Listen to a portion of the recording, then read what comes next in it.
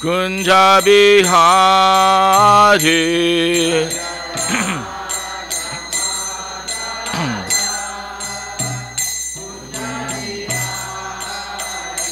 Jaya Radha Madhava Kunja Bihari.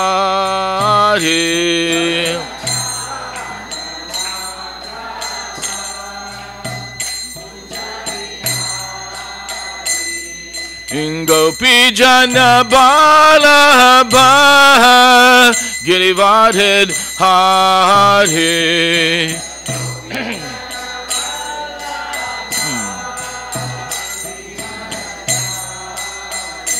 Jaya Gopi Jana Bala Bala Girivardhan Hari.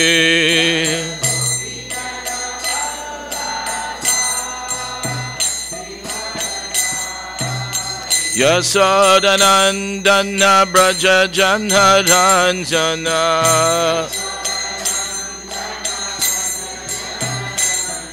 Yasodanandana Braja Janharanjana.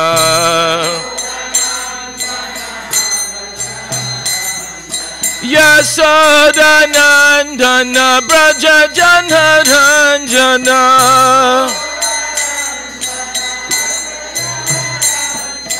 Yasodanandana Braja Janharanjana.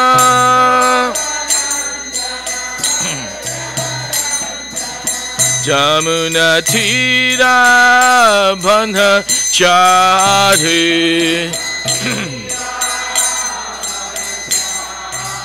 Jamuna Tira Banhachari.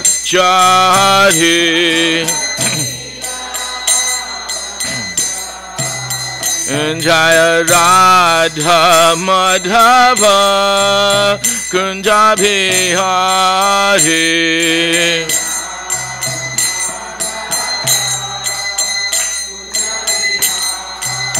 Jaya Radha Madhava Kunja Bihari.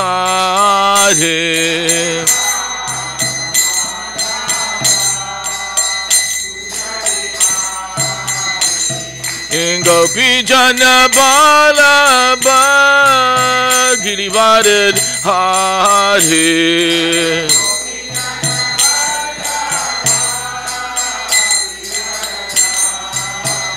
Jaya Gopi Jana Bala Bala Girivardhan Hari.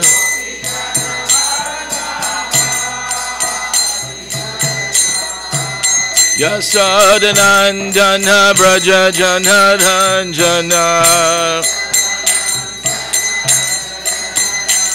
Yasodanandana Braja Janharanjana. Yasodanandana Braja Janharanjana. Yasodanandana Braja Janharanjana.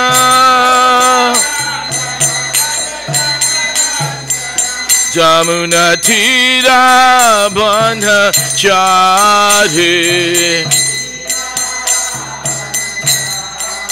Jamuna Tira Banhachari. Jaya Radha Madhava Kunja Bihari.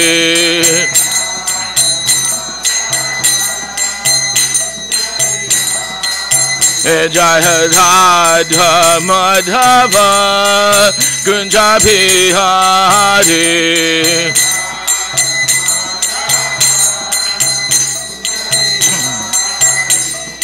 Hare Krishna, Hare Krishna, Krishna Krishna, Hare Hare, Hare Rama, Hare Rama, Rama Rama, Hare Hare, Hare Krishna.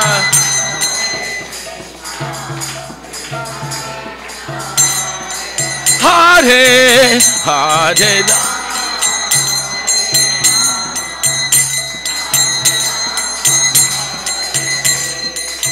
Hare Krishna, Hare Krishna, Krishna Krishna, Hare Hare, Hare Rama, Hare Rama, Rama Rama, Hare Hare, Krishna, Hare Krishna, Bolo, Krishna, Hare Hare Rama, Hare Rama, Rama Rama, Hare Hare Krishna, Hare Krishna, Krishna Krishna, Hare Hare, Hare Rama, Hare Rama, Rama Rama, Hare Hare, Hare Krishna, Hare Krishna, Krishna Krishna, Hare Hare, Hare Rama, Hare Rama, Rama Rama, Hare Hare Krishna, Hare Krishna, Krishna Krishna, Hare Hare, Hare Rama, Hare Rama, Rama Rama, Hare Hare, Hare Krishna, Hare Krishna, Krishna Krishna, Bol, Hari Hari Bol, Hare Rama, Radhe Radhe, Hare Krishna, Hare Krishna, Krishna Krishna, Hare Hare, Hare Rama, Hare Rama, Rama Rama, Hare Hare, Krishna, Hare Krishna, Krishna Krishna, Hare Hare, Hare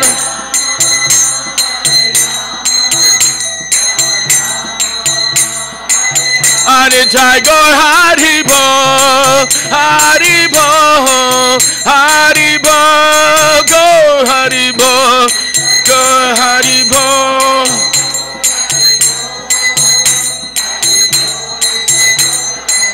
Jaya Prabhupada, Jaya Prabhupada, Prabhupada, Jaya Prabhupada.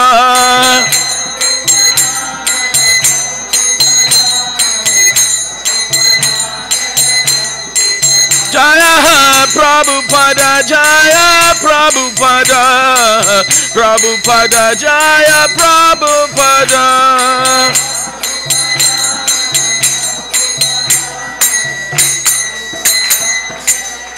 Prabhupada ki.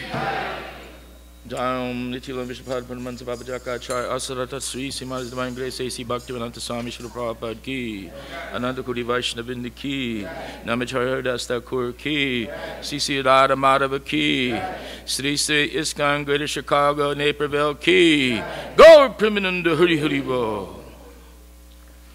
Om Aganya Timarandasya Jnananjana Salakaye Chaksur Unmilitam Jaina Tasmai Sri Gurave Namaha Sri Chaitanya Manobhistam Stapitam Yena Bhutale Swayam Rupa Kadamayam Dadati Swapadandikam Vandeham Sri Guru Sri Yuta Padakamalam, Sri Gurun Vaishnavamscha, Sri Rupam Sahagrajatam, Sahagana Raghunutan Vitam Tam Sajivam, Sadvaitam Sadvadhutam, Parijana Sahitam, Shri Krishna Chaitanya Devam, Sri Radha Krishna Padan, Sahagana Lalita,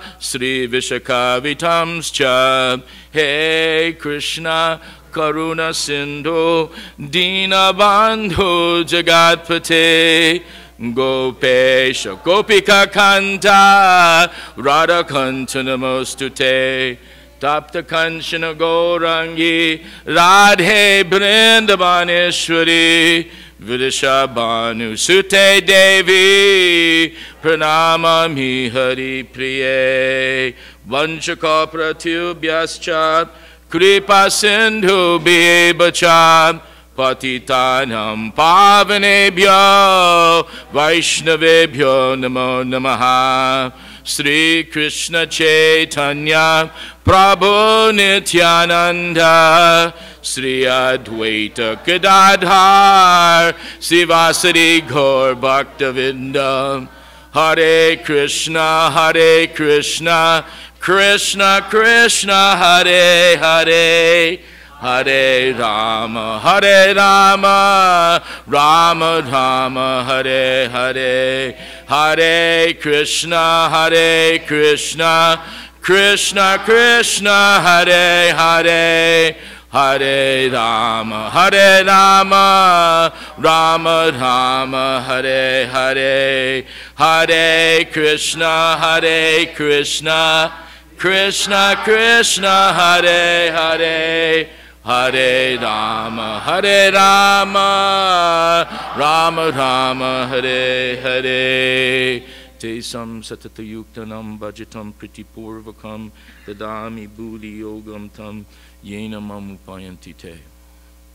Let me first offer my respectful obeisances to the lotus feet of my spiritual master, His Divine Grace A.C. Bhaktivedanta Swami Srila Prabhupada, and pray for his causeless mercy. Let me offer my respectful obeisances unto our Gaudiya Guru Varga, our Vaishnava Sampradaya, our gurus in the line coming from Brahma all the way to the current day, and for those in the future. Let me offer my respectful obeisances to any of my God brothers or God sisters that may be here, and offer my respectful obeisances unto all the Vaishnavas and Vaishnavis and all esteemed guests who are visiting the temple here today on this auspicious Sunday. Hare Krishna. So there was this devotee, and he was very young, 13 years old, and he was playing sports, and he hit a double, and he won his city championship for junior high school. And as he hit the double, rounded second base, and everyone's screaming, and everyone's going wild, about 4,000 people in the audience sitting, and he landed on second base, and he thought, is this all there is? And at that point in time, he made a vow that he wants to know what the absolute truth is. Only 13, but he wasn't very happy or very interested in what was being presented as the future. He was a good athlete, he was intelligent, got good grades in school, but he was dissatisfied with what was present. So for the next 6 years, this devotee would study the Old Testament, the New Testament, the Quran, the Buddhist scriptures, through all the different, many of the Taoist and Taoist literatures. Thank you, Hare Krishna. So, but still not satisfied after so much studying, that he was praying, and as he was praying to God, because he didn't know God after studying so many different literatures. He prayed to God and said, after so much studying for years and years, he gave up reading any fiction. He would only, even his textbooks from school, he would just do the work and then get on and study all the different biblical and religious literatures that he could find. But not having any teacher, he just went through one literature after another. And then when he entered college, he got to a crisis point. And in that crisis point, he was praying, although I've studied so much, so many literatures, that in fact, when it came to his college religion course, even though he was only a 17-year-old freshman, he kept interrupting the professor who was teaching the Eastern traditions and correcting him. So at one point, the instructor, out of being angry, said to him, do you want to come up and teach class? You think you can do better? So this student, he didn't really know that he was being baited, but he went up in front of the class and started teaching the class about the different Eastern philosophies and religions. So much so that the next day when he came back, the professor from the director of the Department of Religion, he actually came, sat in the audience, and the teacher had this student again teach class. And then after the class, and the students asked many questions, but after the class, the director of the department at a major university asked this student if he would be, even though he was a freshman taking the class, if he would teach the class for the rest of the semester. It's very unusual. It made that person become a senior, I don't know what they call it at that time, teacher assistant. So still feeling empty after all that, even teaching and so many things going on, he had a breakdown to where he just was crying at his home, and he was praying to God, I don't know who you are, even though I've studied so much. I don't know who you are. I don't know where you're at. I don't know anything. I'm trying to learn you, but I don't know how to find you. So later that next day, after crying like this, he went to the bookstore at his university. And at the bookstore at the university, he read most of the books that were already in that religious background in that area. But as he went to pick up one book from the Gnostic tradition of Christianity, that, well, I haven't read this for a while, let me read this. A book fell on his head from the third shelf. So he looked at that book. I've heard of this before. This is the Bhagavad Gita. He couldn't say Bhagavad Gita. He said this is Bhagavad Gita. I've heard this in some of the writings that I was reading. Well, I'll read that another time. I'll put it back up on the shelf. He put the book back up on the shelf, reached for the other book he was going to take and buy, and again, the Bhagavad Gita fell on his head. So, not being too aware of all the mystic happenings that was going on, he said, well, this seems like maybe it's prophetic. And he actually took that book and read it. As he was going home that evening, after he read the book, that next morning as he was reading, he didn't sleep at all. He had read every chapter. He was coming through. His hairs were standing on end. His heart was beating very fast and sweating. And he was coming, yes, this is true. Yes, this is true. Yes, this is true. Although he never came in contact with any other of this philosophy before, he was immediately, his heart was saying, yes, this is true. So obviously in some previous birth, he had some association with the Bhagavad Gita. So as he was reading, he was immediately getting confirmations. And these confirmations led him to tears and hair standing on end. So as he's going down to the campus, to the university where he was going to teach in that religion class, he said forget about whatever he was going to teach that day. He was going to teach on this Bhagavad Gita to all the students that didn't know it, that he was going to do this with. So as he was doing that, he was walking along this big path for the university, and about 150 yards in front there was this person dressed in some saffron robe that looked like a bed sheet. This was 1968. It looked like a bed sheet, so it looked a little strange. Person never seen a devotee before. So he started moving farther to the right. You know, like I don't want to come in contact with, it looks a little weird, you know. So he started moving to the right.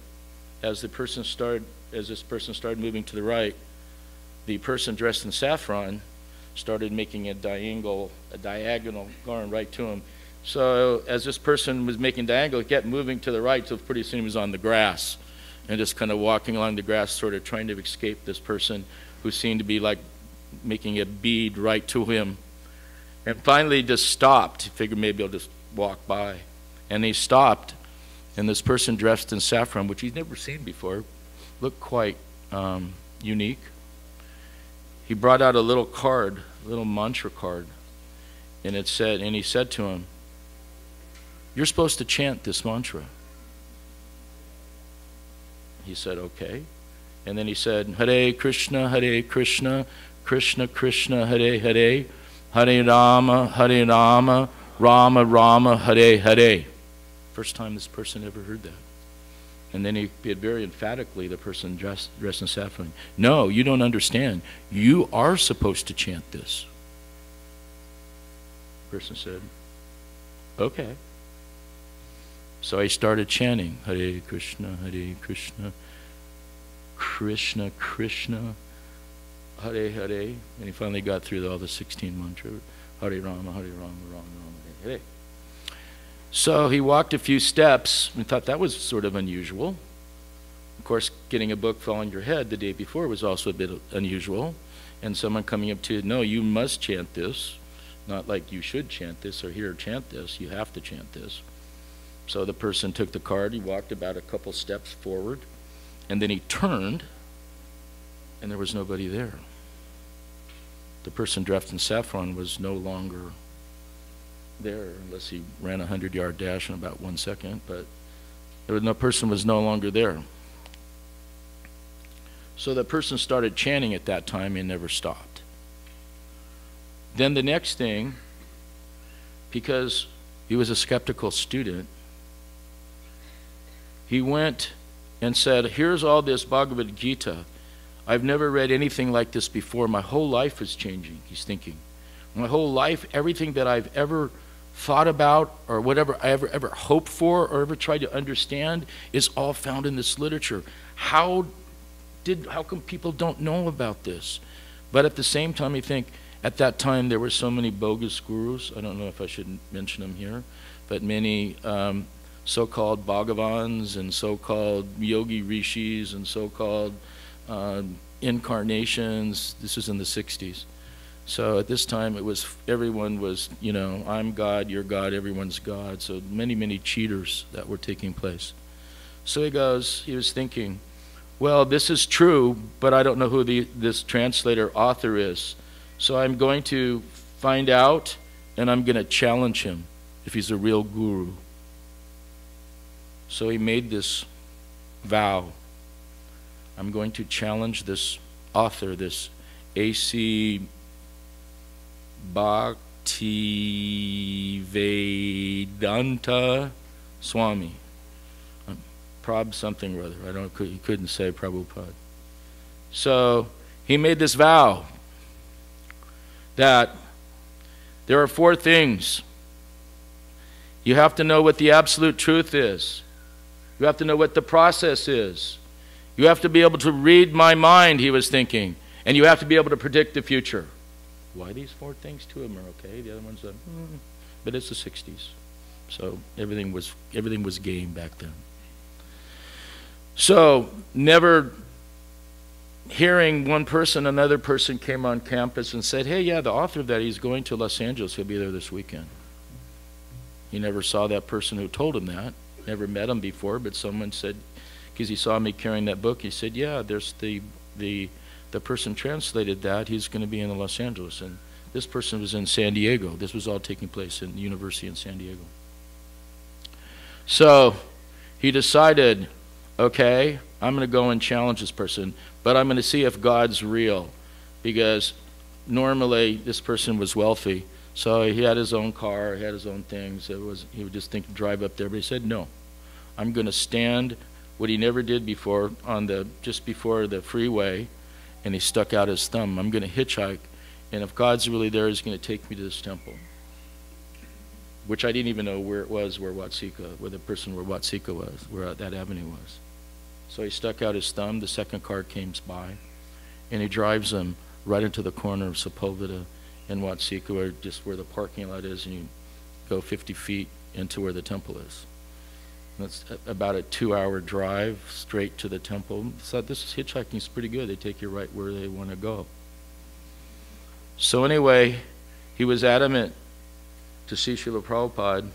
So he walked up, and then there was the temple on the outside of the Los Angeles temple. There was nobody there except there was one tall devotee with red hair. And the tall devotee had red hair. It was like he was just waiting there. He didn't even know, I think, why he was there. And he came up to me, saw I was the only person walking down the sidewalk, Do you want to see Srila Prabhupada? He came up to this devotee. And the devotee said, yes, that is my purpose. So, well, come on with me. I'll take you right up to see him. So we ran around the side of the Los Angeles temple, up the stairs into Prabhupada's room. And there Prabhupada was sitting on a dais, like a seat like this, and a table in front. And there were all people, maybe about 15 people in the room, all dressed in saffron with sticks. This person never knew what a dunda is, never saw a dunda before. Why people are dressed in saffron and some dressed in white, who knows? He came, he was a football player, so he had long curly hair. He couldn't sit in a yoga position because his legs were too big. And he didn't know anything about anything other than he came there to challenge Prabhupada, if he's a real guru. So many of the devotees were crying because there was a tape being played, the Hare Krishna album, which is the first time that's being played. And as they played, the tears were coming down. Finally, it stopped. And then Prabhupada looked around the room, who was there. And he looked, for those of you in Los Angeles upstairs, you may know, up in his rooms up there, he looked in his meeting hall straight back, and he saw this devotee. And this devotee was ready to challenge Prabhupada if he's a real guru. And Prabhupada looked around and he said, "Why are you a Kripana?" Kripana means miser. Of course you guys know that. This is your culture. You have abilities, you have knowledge, you have actions, you're intelligent, but you're using them on your own benefit and not serving Krishna. Therefore you are miser. Opposite of Brahmana. This person became furious. Just came there to challenge, and all of a sudden, I've never met you. The first thing you're calling me a miser, a Kripana. You know, what is this? So he's thinking like this, but luckily he hadn't said anything. So Prabhupada continued on. He said, not only is it, are you a miser, you have no idea what the absolute truth is. And he started explaining the absolute truth, that Krishna is the Supreme Personality of Godhead, that the activities of bhakti is the process to how to understand God, because you cannot see spirit, you can only see matter. So your eyes, without tinged with the salve of love, how will you see God? You will not. Therefore, you require teacher, and you, miser. So immediately, two things are down, three things. What's the absolute truth? What's the process? This person's on the rope already. He's kind of thinking, well, called me a miser, but he's still thinking about that, you know. That he's also, well, you haven't been able to read my mind, because if you were to read my mind, you'd be able to know, you'd have to predict the future. Again, he hadn't said anything. Lucky for him. And then as he said, he looked around and he called for Pradyumna, his secretary. And Pradyumna went up to the dais, and he probably said, Prabhupada said something to him. And then about 2 minutes later, Pradyumna came back carrying this book, which was about the biggest book the person had ever seen, about so big. It was all the 10 commentaries of Srimad Bhagavatam that Prabhupada had translated all the Bhagavatam from. And as he picked up that book, he turned to the 12th canto, which at that time no one even knew there was a 12th canto, Srimad Bhagavatam. Because anything that came out was just the first canto was coming out in the Bhagavad Gita. But he turned to the 12th canto, and in the 12th canto he started the predictions of the age of Kali. People will think they're very beautiful by having long curly hair. He said people will become short-lived. If you attain the age of 20, you'll become a ripe old man. Because people will have such short lives that at the age of 20 to 25, you'll be considered, if you're still alive, a ripe old man. All the food that you eat, there'll be no rice, there'll be no fruit, there'll be no grains. People will be living on seeds until seeds are gone, and then they'll all become cannibals. So this person was kind of like on the ropes already. And then he started saying, there'll be no justice. You have to pay money to justice. And he was just going on with the different predictions of Kali Yuga.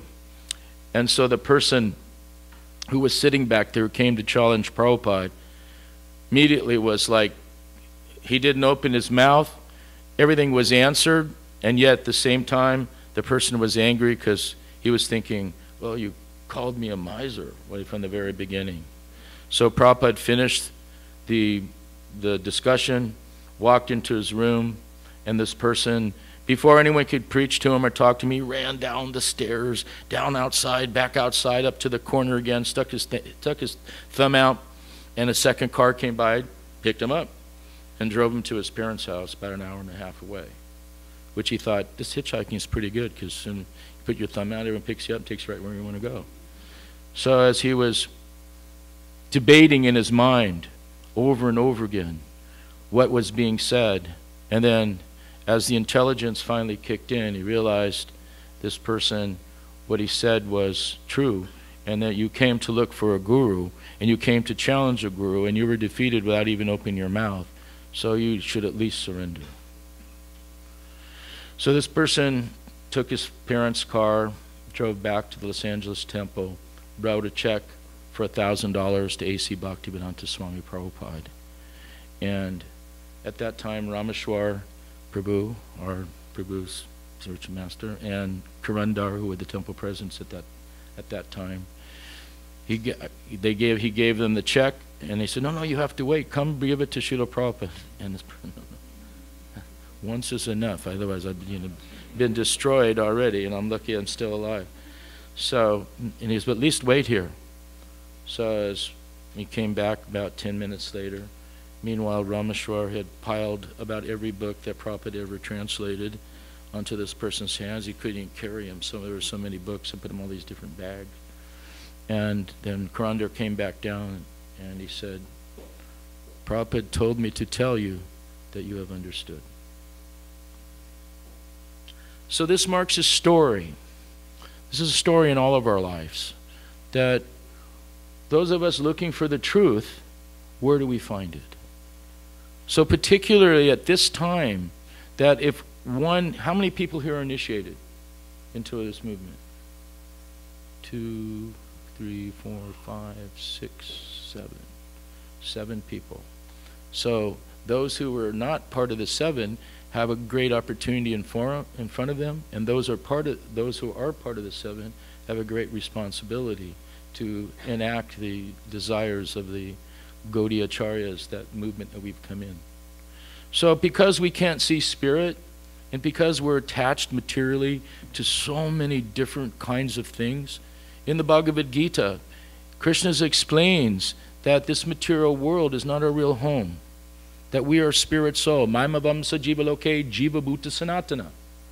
Without the Bhagavad Gita, which Prabhupada said this Bhagavad Gita should be the scripture for the entire world.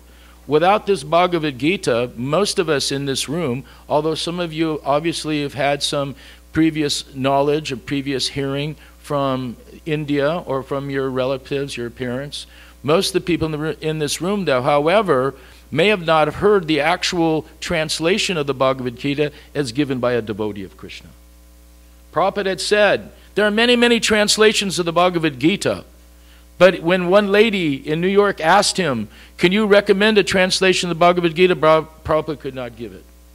Because there wasn't one that time, because everyone was giving their own translation. Even Mahatma Gandhi was giving his translation, Dr. Radhakrishna was giving his translation, but none of them were Krishna's point of view.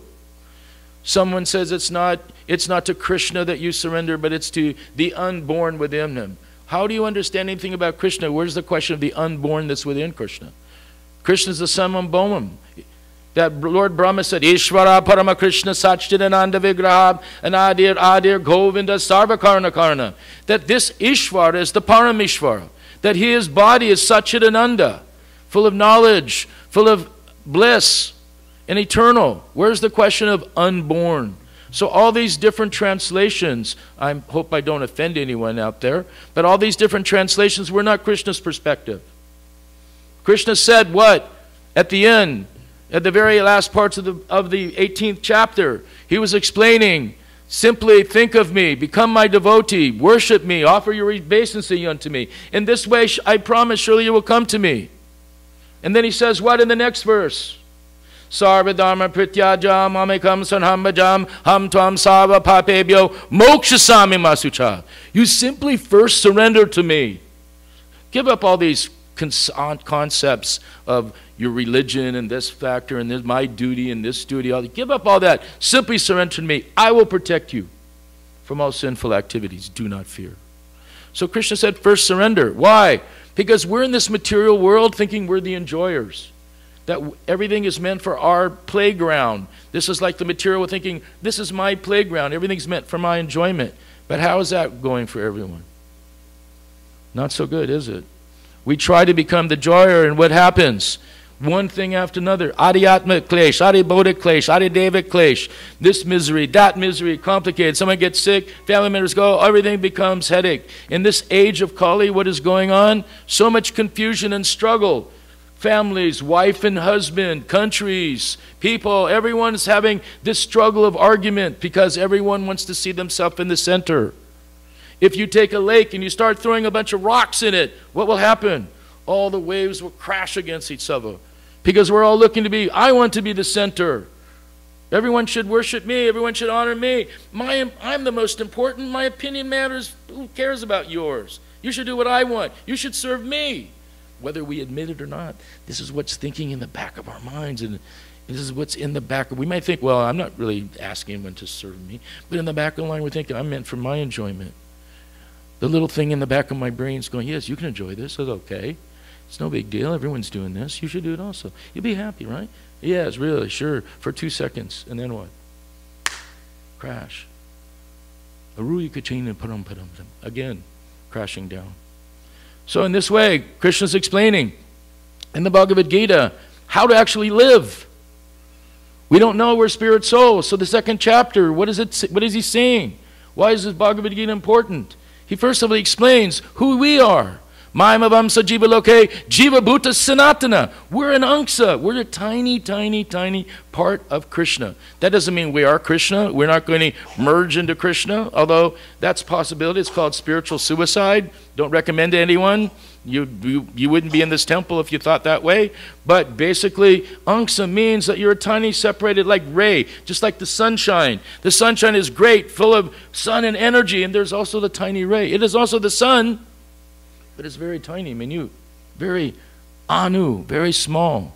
Has all the same qualities of the sun. It has light, it has brightness, illumination is all there, heat, but at the same time, just tiny proportions. So Krishna also, because he's the Supreme Lord, he's full of 6 opulences, all beauty, all fame, all wealth, all knowledge, all strength, all renunciation, in complete total.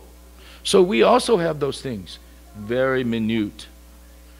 So Krishna's trying to explain to us, first of all, that we're part and parcel. We're spirit souls.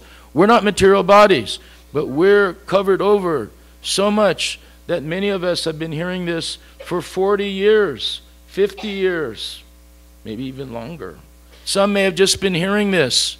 The Bhagavad Gita is like the book that's trying to, Jeev Jago, wake up, because why? We're sleeping. One Bhaktivinoda Thakur said in one song, Jeev Jago, Gora Chandra Bole, that you're sleeping in the lap of the witch called Maya, and we think everything is wonderful. How safe is the sleeping in the lap of a witch? Not very. So this material world, what happens? We're like one little drop of water on a downward leaf of the lotus flower. Very precarious. Any minute that drop can go into the lake. But we're thinking, everything is okay. I can enjoy. I'm going to be around here. If I'm not going to be around, at least my children will be, the stars and the planet. No, everything in this material universe will be annihilated over time. The planets, the sky, all of our relatives, our bodies, everything will go over time. Because this is a temporary.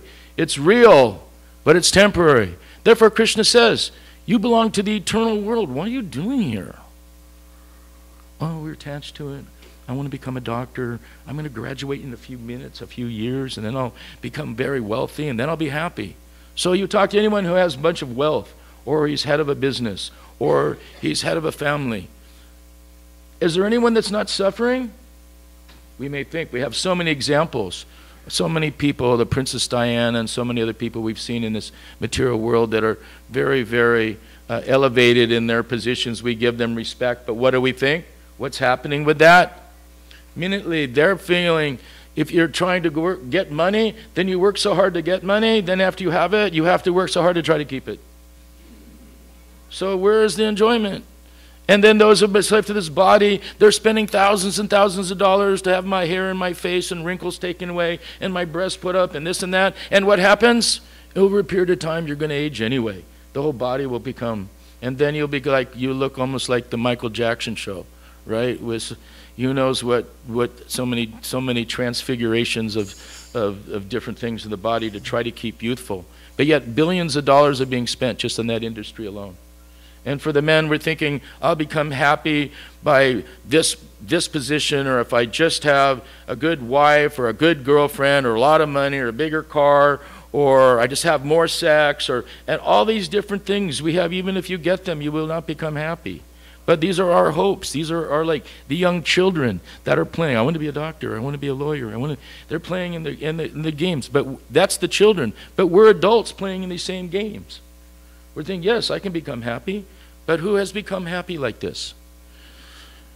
We're thinking, well, it's not that bad, as you say. Actually, you know, it's happy. I have my family. They're nice and everything. You know, yes, you can have family. No one's saying you have to go and become a sannyasi.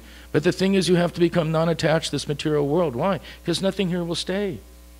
Nothing here is permanent. Your bodies aren't permanent. Your boyfriend's not permanent. Your girlfriend's not permanent. Your wife or your husband's not permanent. Your children, your home, none of these situations, over time they will go. And then we work so hard in the United States. Those who work so hard, because I know I'm also in that same class that's also sleeping. In that we work so hard. Why? So that we can retire at, it used to be like 62, then it went to 65, then it's 66, now it's 70. Who knows where it'll be? Maybe by 80 you can retire. By then, well, you're retired and you saved something if it hasn't been stolen from you by the government, taxing it, or you lost your 401k, your 403b, all these things now been usurped by something. And what happens? The little money you have is not worth, doesn't even pay your rent. The prices of that will go up.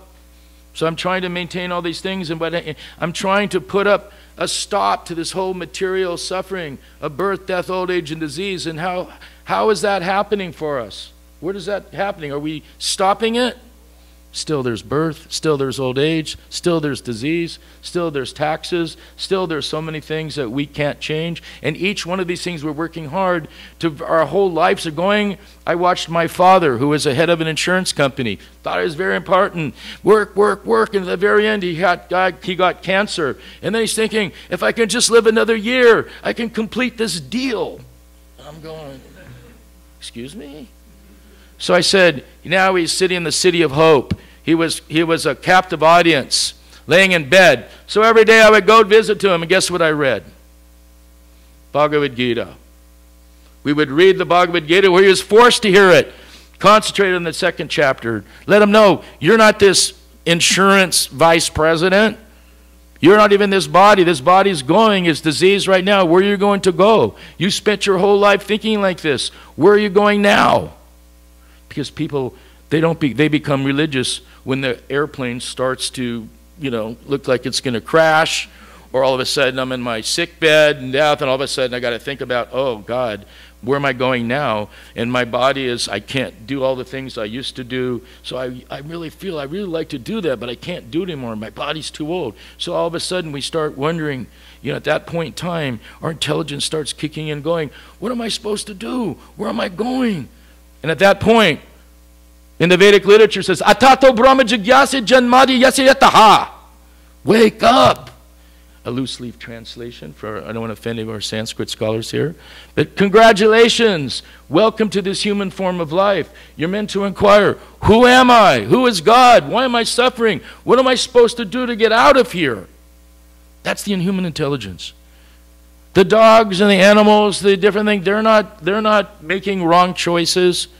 They're not overeating. They're not trying to collect. You see the pigeons, they eat just what they want and they leave. The animals, the same thing. Humans, we want to take everything, put it up, save it, put it up in silos. We'll have it here for the rest of the year. We want to So we want to take everything because we think we want to mitigate our suffering in this material world because we're quite aware that suffering is there. We've experienced it. So our intelligence goes, we got to do something to stop this. Otherwise, I don't want to feel like I did last year when I was great suffering. So we have to somehow mitigate this. So I was thinking how to mitigate the problems in the human form of life. How do we mitigate birth? How do we mitigate old age and disease and death? We can't, in the sense of materially stopping it. But if you understand who we are, if you understand that this body is only a vehicle, just like those of you left your cars out in the parking lot, do you really think you're your car? It's parked out there, right? I'm in my Lexus out there, I'm in my BMW, I'm in my Volkswagen. Whatever it is, we think this is me, this is my car. We extended perception of ourselves, relating it to my family, my car, my society. But in this way, what's happening? We're not the car, neither are we this body. We have a body, we're meant to take care of it. Just like our car, we have to put gas in it, oil, we have to change tires. If something breaks down, we need to fix it. But if we're not under the conception, hopefully, that we're this car, although some people they believe very strongly this is the extension of me. This is me. This is my car. I'm going to put my lowrider lights and I got to get flaming red paint and all these different things because this is who I am. Unfortunately, that hunk of metal is not who you are. So in our concept of who we are, the graduated intelligent person says what? He realizes I've suffered so many times. In the Bhagavad Gita says what? Tad vidi pranipatenam parpasanasevaya upideshanti te jnanam gananas tattvadarshana. Just try to learn the truth. How do you learn the truth? By approaching a spiritual master, a tattvadarshi, one who knows past, present, and future, one who's purified, who doesn't think, I am this body, I'm American, I'm Indian, I'm black, I'm white, I'm male, I'm female, I'm fat, I'm thin. All these things are temporary. They have a body, but they don't think I am like that. We're now thinking like that because we've identified, after so many years and years, we're identifying this is who we are. But the tattvadarshi, the gurus, the actual purified souls, they know I'm a spirit soul. So the difference in the Bhagavad Gita is telling us what? Don't become attached to this material world because this is not you. You become attached at the time of death. Whatever you think was pleasurable, whatever you think that you were thinking you enjoyed, you became attached to, that will force you into another body. Just like, and you don't have any choice on that. Why? Just like in the dream, we may be dreaming. Do we have control of the dream? Dream's going wherever it's going. Whatever that dream, where it's heading, we're kind of like in the back seat of that car, just going wherever it's going in that dream. Similarly, at the time of death, what we have become attached to, that's where our heart will focus. And so, a woman may think of a man, she'll take a man's body. A man may think of a woman to take a woman's body. We may be attached to our dog. There's a story in our Vedic literatures about Bharat Maharaj. Bharat Maharaj was born a king. And he was born a king. He was very wealthy. But yet, by the age of 50, he gave up his kingdom. He gave up his family. He gave up his relatives, his children. He gave up everything to go into the forest. And he went into the forest. And there he became very concentrated on devotional service. So he was performing his austerities, performing his religious activities, performing his meditations. And one day, there was this lion. And this lion was chasing a deer. And the deer was pregnant with a baby deer, whatever that's called. Doe? I don't know, what's a baby deer called? Whatever, baby deer. Fawn, thank you. So there, as the mother was pregnant and the lion is chasing the mother deer, what happens? That she gave birth as she was crossing a river by the fear from the lion, and from this fawn falls out on the banks of this river. And Bharat Maharaj was watching all that, and then very piteously the mother deer looked at Bharat Maharaj and with pity for her own child, and then she wandered off quickly into a cave and she left her body. Meanwhile, Bharat, seeing the whole thing, even though he was detached, he was on the platform of Ruchi, or on the minor platform of Bhava, which he was very elevated in Krishna consciousness. He still was in a mode of goodness. He was still rescued that deer And then he started to nurse that deer, and over time he became attached to that deer. Even though his actions was in the mode of goodness, he became attached to that deer. So when he left this body, when he left this time, his time of death came, what did he remember? Although he was already a Radha Krishna devotee, although he was very elevated in devotional science and devotional service, still at the time of death, he remembered that deer. His next life, he took a body of a deer. Because he was elevated, he took a body of a deer that could remember his previous life. So therefore, even as a deer, he would go associate with sadhus. He would go where they were performing Harikatha. He would go where they were doing when they were doing havans and fire sacrifices. So after that birth, then he took another birth, and making story short, he finally took another birth where from this very point, beginning of his life, he stayed away from being attached to anything material. He called Jad Bharat, which means what? He seemed like some doofus, some crazy person. Everything his father taught him. His father said, first you pass stool, then you take a bath. So he would do everything opposite. First he'd take a bath, then he'd go and pass stool. So he would do all the things opposite, saying, this is Pagal Baba. Everyone was thinking he was Pagal Baba. So they left him alone, thought this is a crazy man. Meanwhile, super intelligent, but he did not want to become attached to anything. So his brothers you give him manual labor, they thought that he was a nutcase. So as it was, somehow or other, he got sold off into kind of a serfdom. And one king, as he was carrying the palanquin, he became a palanquin carrier, and he was trying to avoid stepping on ants as he was walking. Meanwhile, the king in the back was getting this roller coaster ride on his palanquin. And he said, stop, what is this? Who is this nutcase? You're supposed to be carrying palanquin. I am the king. And you're going, what is this, back and forth? And he saw him. He was trying to avoid stepping on the ants. And then he asked him a few questions. And Jad Bharat would give this eloquent answer. All of a sudden, then he started to realize, who is this person? So he had to take 3 births to come back to the platform of being spiritually elevated simply because he was attached to a deer. What about us? We're attached to so many things beyond just our family. We're attached to our sports teams. We're attached to our jobs. We're attached to our positions. We're attached to our money in bank account. We're attached to so many things that when we hear Krishna consciousness, it seems like, oh my God, do I get to give up something? I don't want to give up anything. I had to work so hard for all these things. But they will all be taken from you. Everything. At the time of death, there'll be nothing that'll be saved from you. Only your subtle body and whatever Krishna consciousness you did. That's the fixed bank account. If not, what happens? All these other things will go. How many husbands have we had? How many wives we've had? How many children we've had? How many different bodies we've been in? Those of all of us that have taken this human form of life, we have already been through 8,400,000 different species of life, more than once, more than twice, many, many times in births, and many, many different relatives we've had over millions and millions of kalpas, and millions of creations, and millions of dissolutions, and millions of recreations, and then dissolutions. So long have we been in this material world, changing places, one time up, one time down, one time here, one time there, just like a big merry-go-round. This is what we've been doing in this material world. We've been changing our bodies. So, very simply, this Bhagavad Gita means this is what Prabhupada wanted as the scripture for the entire world. Why? Because this would wake everyone up to understand who we are. What is our position? What should we be doing?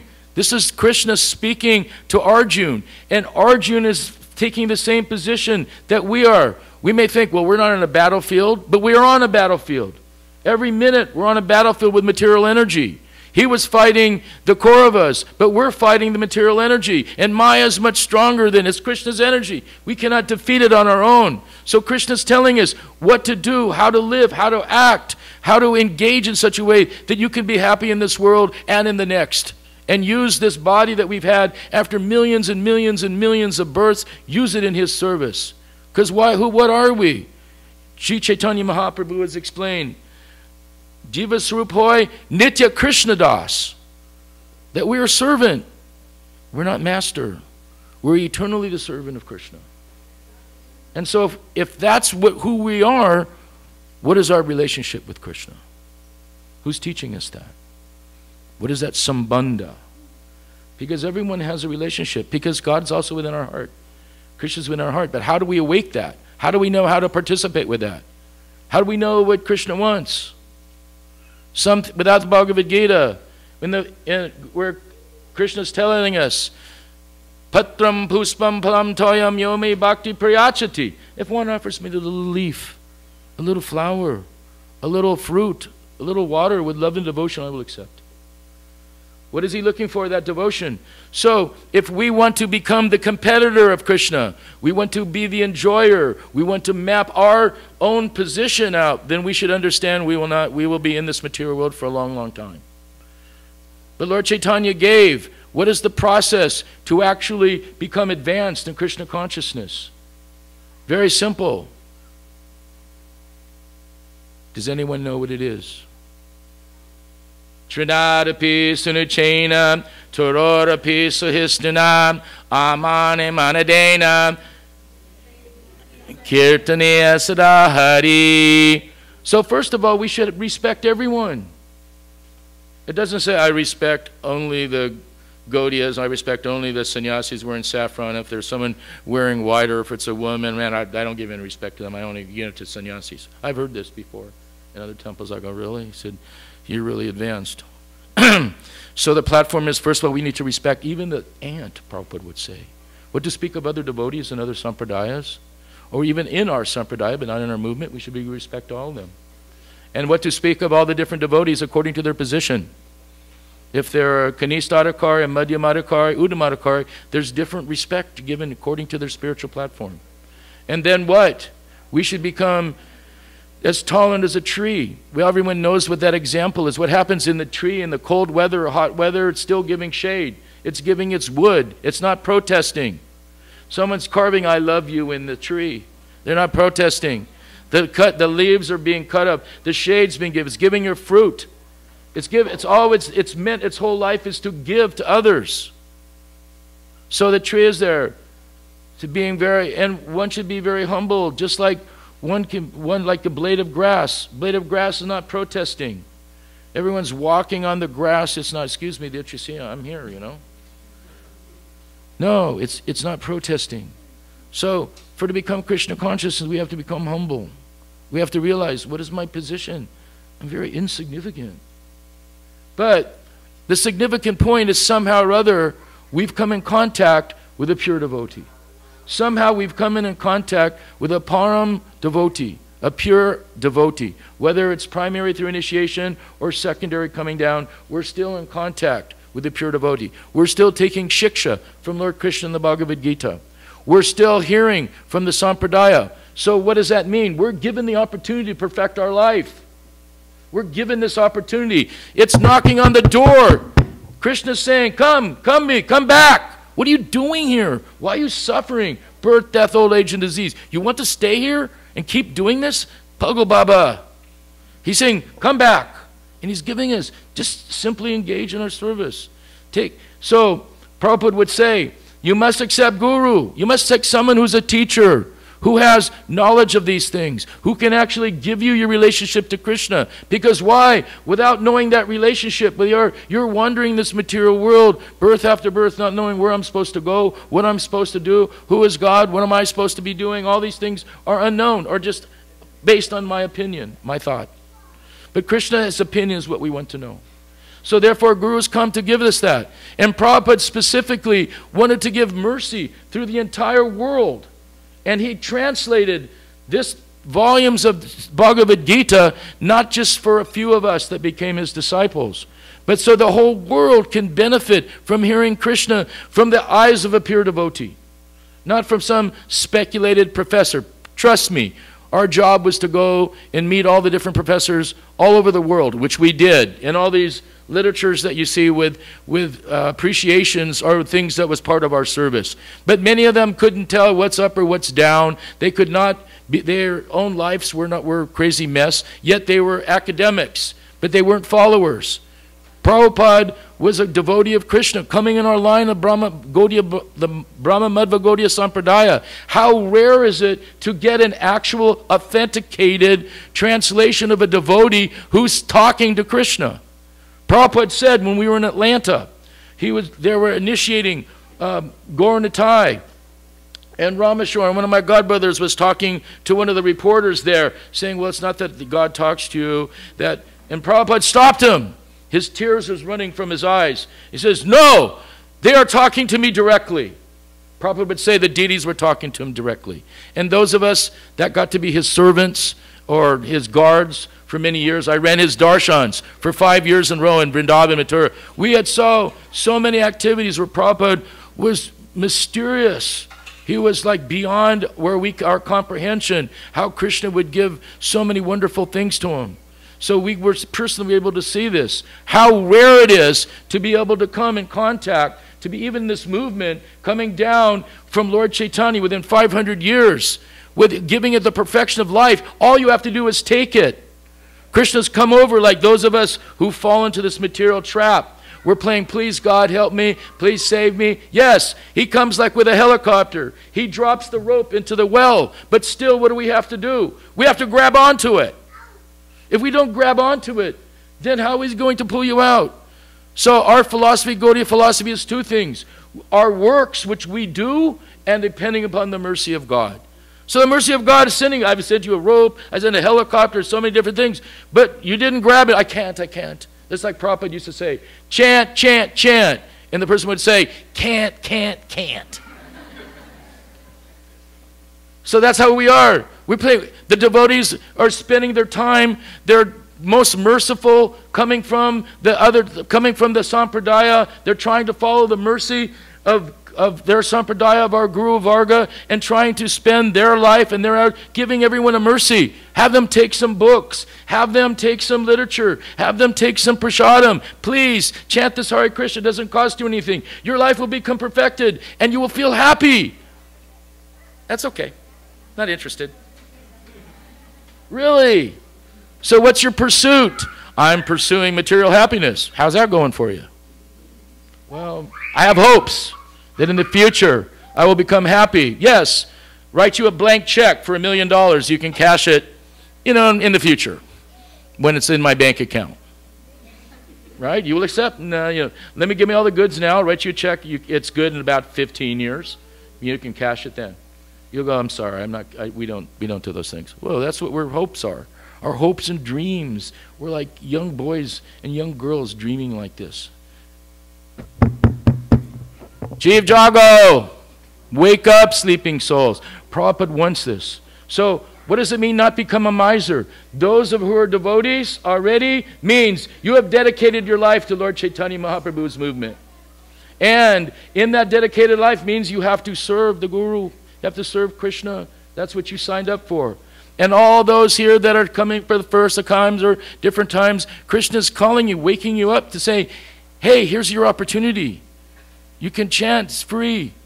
But what we're doing here, what we like to do, is have any of you who doesn't want to become a miser like me, because that person was me, who challenged Prabhupada, who called a miser. We should be very thankful to Prabhupada giving us these books, so much so that we want to be able to help others take these books.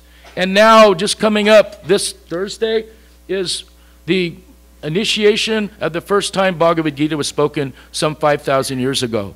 So how auspicious is it to be able to give a case of books, to be able to give a Bhagavad Gita to another person or a friend or a colleague or somewhere that you go. So if you don't want to become a miser, and if you don't want to, and you want to be thankful to Krishna and to Prabhupada and to the Sankirtan movement, I humbly request you take a book or two or sponsor a case to allow the devotees to distribute them freely to whomever that they can contact will take them. This is a practical service. We may think, well, I didn't bring enough money today. Whatever, pledge it. Because it's not for the money that's required. This is for you. All of you that participate in this program will actually be waking ourselves up to our eternal position. Because why? If we please Guru and Krishna, then Krishna becomes pleased. By pleasing Radharani, Krishna becomes pleased. By pleasing the devotees, Krishna becomes pleased. By doing devotional service, Krishna becomes pleased. But if we say, that's okay, I don't want to do anything, then what you're taking in your whole life is basically saying, okay, you can make that decision, you have independence, but again, I may come back into another birth, into my next life, and who's to say it will be a human? The human beings can go up and down according to your karma. So I'm probably over my time, probably.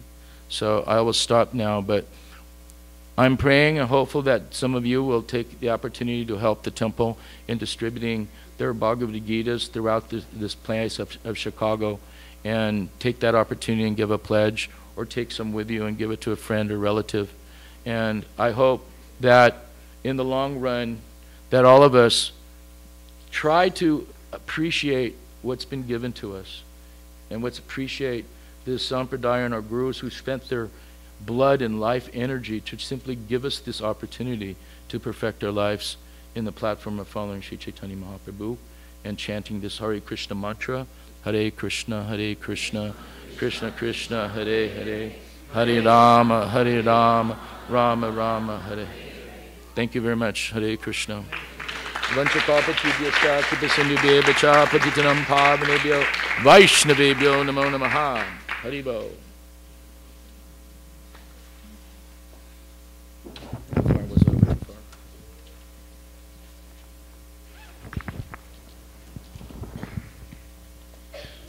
Thank you so much, Mahabuddhi Prabhu, for the wonderful class and your wonderful association. Please give a great appreciation for Shri. And we are very grateful you are here with us, and we look forward to your coming back and giving us more of your association. Thank you so much, Prabhu. Hare Krishna. I have a few announcements to make. Can you please close that door, please? We have Sunday Feast sponsorship. There are two families. Lakshmi Kailash Mataji, who has been doing so many services here for our center. She is celebrating her birthday. Yes, it is. And seeking Krishna and the devotees' blessings. Is Lakshmi here?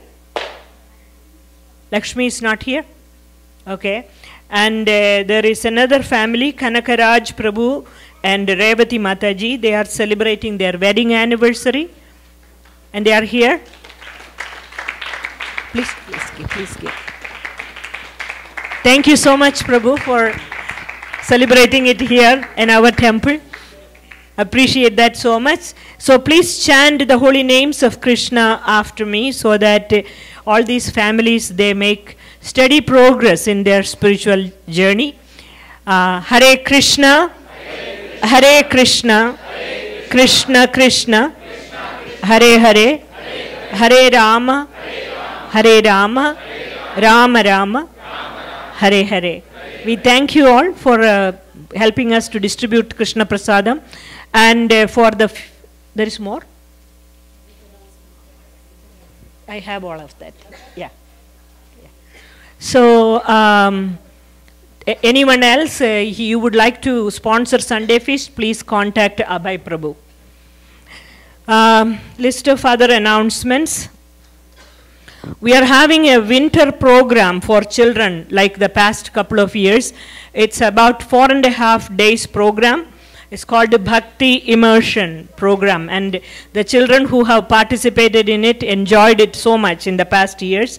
So all the information is on our website.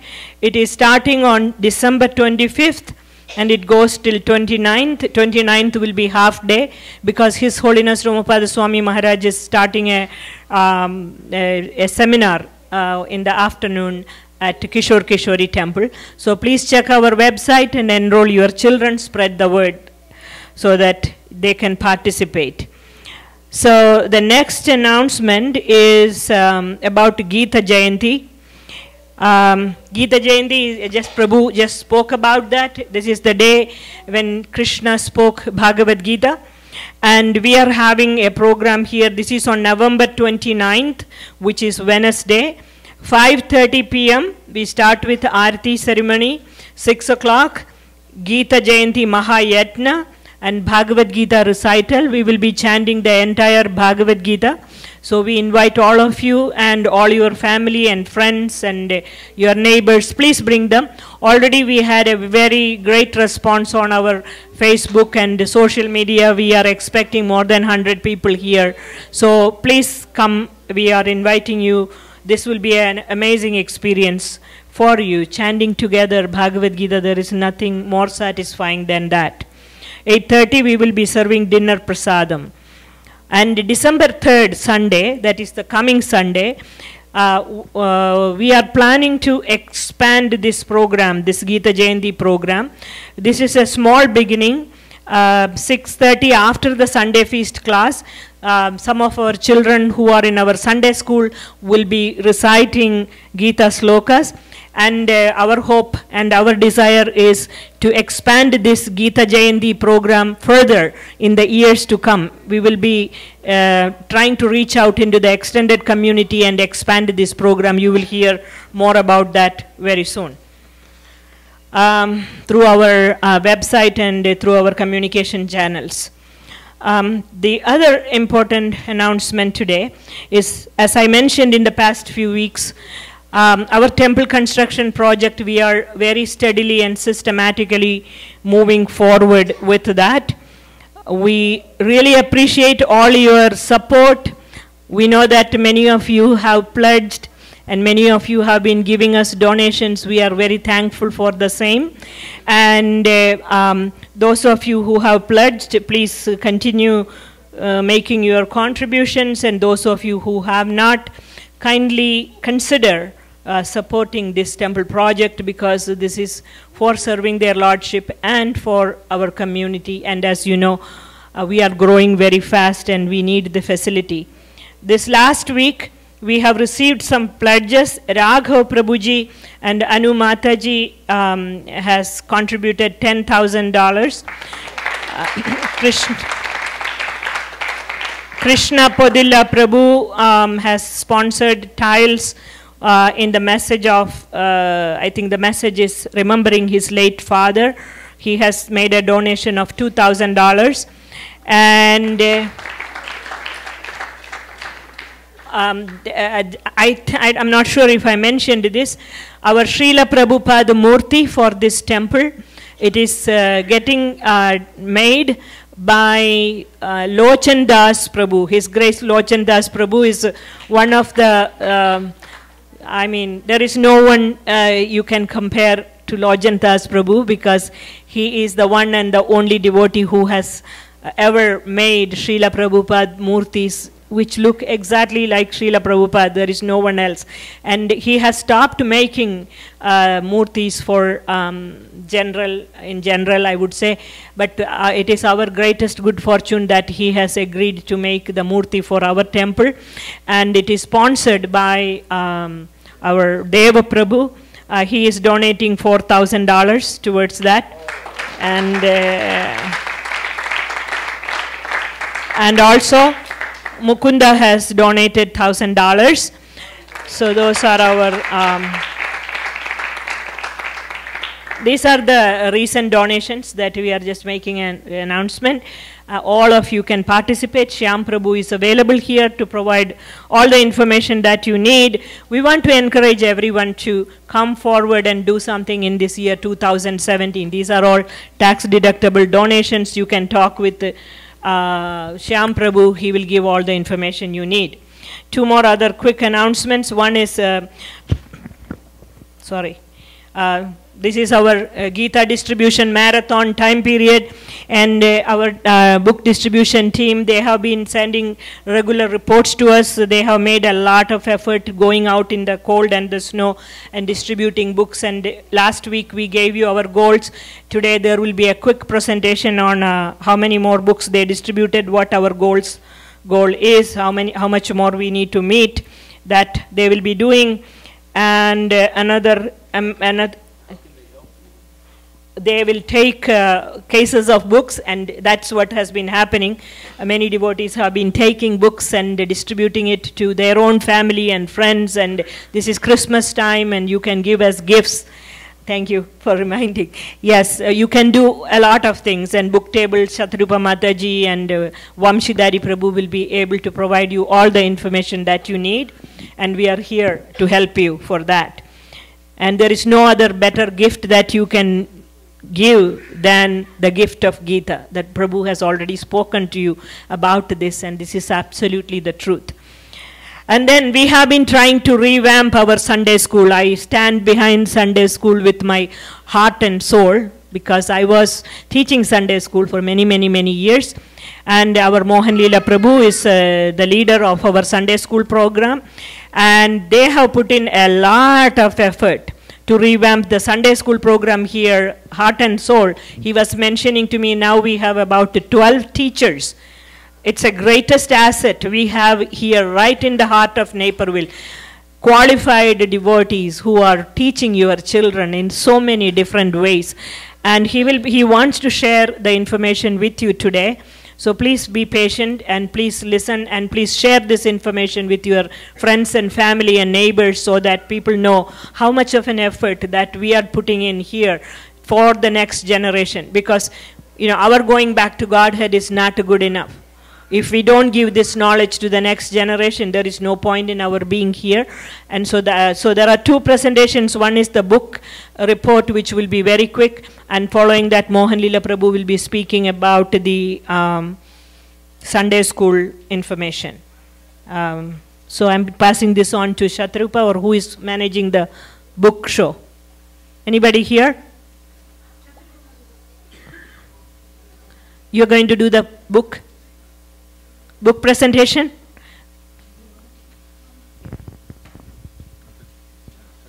Yeah, please.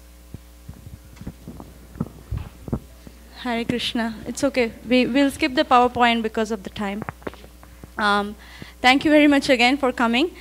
And so basically, I'm just going to little bit reinforce, and just 2 minutes, just want to give an update on what's going on with book distribution. So like Mataji said, this 29, this Wednesday is Gita Jayanti. And as part of Gita Jayanti, and it's also actually Mokshada Ekadasi on that day. It's very, very auspicious to know that actually Bhagavad Gita was spoken by Krishna to Arjuna on that day. So we get to be here with Krishna, with Bhagavad Gita on that day in the temple. Please do come. And as part of this, there is a project that's going on, which is called as Go Matsya project. Like we all know Matsya Avatar, how he actually saved all the Vedas at the end of the Pralaya, the end of the millennium. Now, taking inspiration from that, our North American leader for book distribution, Vaisheshika Prabhu, had given us the guideline, and everybody all across the US, this is going on. And part of it, part of that is placing Bhagavad Gitas in motels, in hospitals, in hospices, and then in prisons and colleges. So this beginning of this year, in January, we kept around 48 Bhagavad Gitas in the prison in Naperville area, in the neighborhood. And then just last week, a couple of us went and kept 60 plus around 100, 98 Bhagavad Gitas in one of the senior living facility in the healthcare. So everybody is taking advantage of it. But as you all know, that these Bhagavad Gitas have to be sponsored in one sense, because not in the prisons they can't buy, and in colleges the students are there but they can't buy, and in healthcare industry, in some of the places non-profit organizations, they can't buy. So we kind of request, and whoever is willing and interested and inspired to please participate in this drive, so that we can distribute the spiritual knowledge everywhere unlimitedly. And there are many, many benefits. I don't want to repeat myself too much, but then Krishna himself says in Bhagavad Gita that one who is distributing this knowledge, he is very, very dear to me. He tells us in the 18th chapter. Again, he tells in the same chapter that one who is studying this spiritual knowledge is worshipping me with intelligence.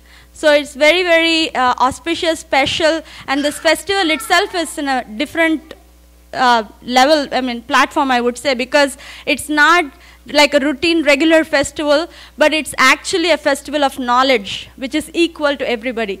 So if you please so desire and would like to participate and support this drive, please contact, Mataji already spoke about the schedule on Gita Jayanti Day. So there are free Bhagavad Gitas being given by one of our congregation members just outside.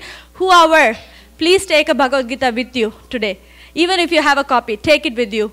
And then if you can just, if you want to meet somebody and talk about sponsorship opportunities, we have like some representatives from book distribution team that are doing it down at the table. Please, we welcome everybody who can support. Whatever extent you can, a penny to $1 million, anything is helpful. Thank you very much. Hare Krishna. Thank you. Hare Krishna, please kindly repeat after me. Hare Krishna, Hare Krishna, Krishna Krishna, Hare Hare, Hare Rama, Hare Rama, Rama Rama, Hare Hare. Shri Harinama Sankirtan Yagna Ki Jai. So I'm sorry, a lot of announcements going on today. Like Mataji mentioned, we want to let you know about the changes in our Sunday school program. How many of your children attend Sunday school here? Please raise your hands. Yes, we do quite a few parents here.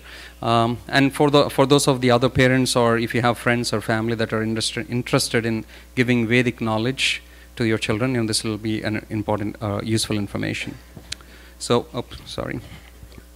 So, as you know, we've been conducting this Sunday school for years. After we were running the Sunday school in the Oswego Center. We started from Kishore Kishori. Then when we got our own facility, we started our Sunday school center here. Program, it's called the Veda Vyas Sunday School program. So we think we are at a point where we wanted to change the content and the approach to our Sunday school, just so that we can make it much more relevant to the students and much more interesting, given that we are in the age of the millennials and Kali Yuga progressing. So we thought it's important to gear our materials and change our approach to teaching the students. So that's what I will be presenting today. I'll make it as short as possible. So what is our new vision? Why and what is it? So our new vision is, for each and every child that comes to the Sunday school here, for them to have a great experience of Krishna consciousness. The reason I want to stress on this word called experience is, different people, our parents have different expectations, the children have different expectations, the teachers have different expectations. But what we thought is, if the child gets that sweet experience about Krishna consciousness, that will remain with them for the rest of their life. Some children may be interested in chanting today, or they may not be interested in chanting today. But what we want is, when they grow up, we want them to have those sweet memories of Krishna consciousness, where when it is time for them to face the real world, they will turn their face to Krishna. They will remember their childhood and say, yes, in my childhood I had a great experience, connecting to Krishna consciousness, and I want that experience back. So that is our main aim in giving this experience of Krishna consciousness to the children. Now, Srila Prabhupada, if you have read Lilamrita, Srila Prabhupada had a very unique way how he gave that Krishna conscious experience in a holistic way to all his disciples or anybody who he encountered. So with the same vision in mind, so we're looking at 5 different aspects of Krishna consciousness. It's not just pure Shastic study, or it's not just reciting some verses and slokas and then go, just like what we learn in school. So the first one is, what we want to say is, build an understanding of the Vedic scriptures and help them correlate it to their life. You know, a lot of times when I bring them to the class and then we talk to them that you're not the body, you're the spirit soul, they listen to me for half an hour, they go back to school. It doesn't make sense for them at all. You know, when they go back to school, you know, they talk about, evolution of animals, you know, how we came from the apes, whereas when we talk about Bhagavad Gita, you know, that's a totally different concept that we have, right? We totally do not agree with it. So how can we correlate the basic, the Sambandha Gyan, the basics of Krishna consciousness, the basic of Vedic scriptures to them, and how do we correlate to that their life? So how do we help answer those questions for them when there's conflicts between science and Bhagavad Gita? You know, so that's the first one. You know, just building that simple knowledge, giving them little faith. You know, yeah, it does make sense. You know, when we have group discussions in our classes, yes, Prabhu, that does make sense. That one word or that one thought, it does make sense, is going to go a long way in their life. That's the kind of experience we want to give. The second one is enhanced capabilities. What I mean by enhanced capabilities is how do we, you know, when we go to the Abhideya or the practical devotional life, how do we help them? Some children want to play kartal. Some children want to help clean, you know, help in the cooking, you know, help in cleanup, help serving prasadam. So we want, you know, help them, you know, enhance their capabilities, learn those skills of how to perform those little devotional service in whatever capabilities they have. How can we enhance in the Sunday school? The third aspect is enable contribution. When I say enable contribution is, we will be facilitating ways where they can contribute their time, their energy, in some service or some form in the temple. May it be cleaning, like I said, may it be helping in the cooking. You know, you'll see the children, you know, helping in the storeroom. You know, Mataji is very nicely engaging them. So some simple services like that will help them connect. It's a holistic approach. Then develop connections. We want the children to develop connections with other children within peers, other devotee members, senior devotees, you know, like parents and friends and family. You know, we want them to make those connections so that they feel it's a holistic approach. You know, when there's a conflict, when they go to school and then they feel, you know, they don't want to express themselves as a Krishna conscious devotee because if somebody else may think, you know, being religious is not so great. But when they connect to the other children that have the same experience, they boldly go forward and say, I am a Krishna conscious person. I am a vegetarian because I am compassionate. So when they correlate with other children within the school, within the Sunday school, that's what we want to give there. And then finally, develop an appreciation. In the childhood, we want to create those golden memories. When they grow up, they will want themselves to come to the temple. They will want their children to come to the temple. Srila Prabhupada built a house in which the whole world can live. Why not our children? Just giving that experience of understanding the basics of Krishna consciousness and giving a holistic approach. That's the approach we want to take. So with that in mind, you know, so far we had 3 groups of classes. We have decided to, the new class structure is we'll be separating them into 4 groups of classes. The main approach for this is taking into the capabilities, like I said, right? For example, if you look at this age group 4 to 6, when you look at their school, they're not ready to read something on their own. So when you mix other age groups and you ask the children, you know, can you read this sloka? Sometimes they are unable to read because given their material capabilities, right? You know, when they're in grade 1, they're still trying to learn, read, stuff like that. So looking at their skills that they have, we divided into 4 groups. Now, the first age group will be 4 to 6. It'll be a story-based understanding. So this is based on the curriculum by His Grace Tapaswini Mataji. She has so many wonderful Krishna conscious stories and the messages that come out of the stories. So we will be presenting them in a story format and help them understand the stories. And this is the Vedic approach that was taken. For ages 7 to 9, it is comprehension based. So what is comprehension based is they would read a section and then the teachers will help them understand, you know, or ask them questions so that they can comprehend what they had just read. Then age groups 10 to 12 is discussion based understanding. So it is more like somebody would pose a question, the other students will try to answer, they'll pose a counter question, and then it's more of a group discussion based understanding. And then ages 13 plus, it is contemplation based. So we will be presenting them certain material, certain interesting talks, and then they will start contemplating. Some discussion will happen in the class, but we're trying to plant a seed where when they go back to their homes or when they go back to school, that contemplation is still in their mind. They're still, pondering upon it. They're thinking upon it. So this is the kind of facility that the approach that we are taking to the Sunday school. Now, the exact materials that we'll be covering are, like I said, ages 4 to 6 will be story-based, which is Tapaswini Mataji's curriculum. Ages 7 to 9, they'll be discussing on Srimad Bhagavatam. It is a book that is written by Aradha Mataji. It has a lot of questions, projects. So they'll be working on Srimad Bhagavatam. Along with that, we're trying to introduce something new. We'll want to try it out. It's called social emotional skills. This is a raised age group when we can introduce certain skills into them, like being assertive, how to talk properly and stuff like that, some basic skills. For age groups 10 to 12, Mahabharata is going to be a discussion-based understanding, at the same time Shastic study of Srimad Bhagavad Gita. And then lastly, the age groups 13 and plus, it's value-based education. We'll be taking certain values, faith, what does it mean, and what faith means for you and how faith can be enhanced.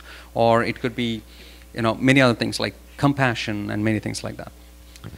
That's the new class structure. And then, given that we have limited facility here, we are following a cycle. For the age groups of 4 to 6, they will always be in one classroom. So this is very important for the parents to make note of. So 2 weeks, they'll be having regular Sunday school in their own curriculum. But we are introducing a new concept, not a new concept, like earlier I told you, right, enhancing the capabilities of the children. So we'll have a special class in which music and verses will be introduced. Music in the sense they'll be learning certain bhajans, certain kirtans, and then we'll be also teaching them verses like Sri Brahma Samhita, Purusha Shukta prayers. So it'll be a 3-week cycle, 2 weeks of class, 1 week of a special class. So from a logistics perspective, given that our restriction in terms of classrooms kind of helped us become creative, and it's also, I think, helping us, is this special class will be happening in the house of a devotee very close by. Shyam Prabhu, we'd like to say thank you very much to Shyam Prabhu, please opening his doors. So the older age groups, which are 7, 8, 9, 10, 11, 12, and 13 plus, they will be going in this cycle. So every 3 weeks, the students will be going to a closer house where they can, freely perform the bhajan, without disturbing the class upstairs. So this means for the parents, first of all, we will be reaching out. Your teachers will be reaching out to you to ask if you have any concerns with this. We are still figuring out the logistics part, but definitely we will have 2 cars which will leave exactly at 5:30. So if your child comes late, you cannot drop off at the house because it's hard for us to manage. We'll be doing kirtan in the basement. It's hard for us to manage the children. So if you miss the bus, that means probably your child missed the class that particular day. And also, we're trying to figure out how exactly to keep the count of the children. How we can communicate to the parents that if your child made it to the bus or not. So we will get to know those details about that. Lastly, small change in the teachers too. The younger age group teachers are Lileshwar Mataji and Sumangala Mataji. The ages 7 to 9, Chandramukhi Mataji and Vidya Mataji will be teaching the class. Ages 10 to 12, Janaki Kumari Mataji and Krishna Prema Prabhuji will be teaching. Ages 13 plus, Mukunda, Shruti and myself will be teaching. The special class will be done by Shatrupa Mataji, and we're still determining our support teacher for her. So having said this earlier, so why we want to do this? I mentioned, right, we want to give that unique experience of Krishna, a very unique experience to the child. At the same time, we want you to understand the amount of effort that goes into this class. I was actually talking to my son, I was driving in the car and, I was talking to one of the Sunday school teachers about this presentation, the information again. My son turned to me and he said, in the end, he said, what? Do we have 12 teachers teaching the Sunday school downstairs? And there's 1 teacher teaching the adults upstairs? So you can see the amount of man hours that are going here, right? So if somebody is giving a class upstairs, if they take, say, 5-6 hours to present something here for 45 minutes, there are 12 teachers preparing for the equal amount of time to deliver a 45 minutes class to a smaller group than this? Why do they do this? They're not trained teachers. Some of them are trained teachers. They are actually professional teachers. Some of them are trying to figure out how to teach children. They have only one desire. I remember there was somebody told, in one of the announcements when we were announcing the new temple, she made a statement: faith is one generation deep if you do not put effort. If you don't take that effort to explain what you're doing and why you're doing to the next generation, it's only one generation deep. That's our effort here. We want to continue, help them understand what we do and why we do, so that it continues to the next generation. That is our effort here. But it's a two-way effort. Most of you parents, just sending the child to the school doesn't help. They don't become expert. You put effort at your home too, right? Make sure they do their homework and whatnot. We're not going to give you homework, so no worries. Just encourage your child. If they have a question, bring it up. Try to answer. If you cannot answer, ask us. The Sunday school teachers will help answer those questions. But it's your choice. Do you want to leave your faith one generation deep, or you want to make it go deeper? This is our small, humble effort here. So you're seeing approximately 140 man-hours that we are putting in every week to teach the Sunday school here. And we are untrained teachers, so we don't know actually how to handle children when they become, more hyper, right? But we're still managing it. But we want to give that commitment so that, we give that experience to your child, and hopefully they take it forward, and then they come back to Krishna consciousness when they grow up. So if you have any questions, I'll be here. The Sunday school teachers are there to answer your questions. Once again, the age groups have changed a bit. The age group will go by the school year. The main reason I mentioned earlier is, again, the capability of the child. If you put them in a higher classroom and they cannot read English, or if they're unable to read a purport or something like that, it'll become very difficult for them. So it's going to be a school-based age cutoff. Okay? Hare Krishna. Thank you very much. Sorry to keep you waiting. Srila Prabhupada ki.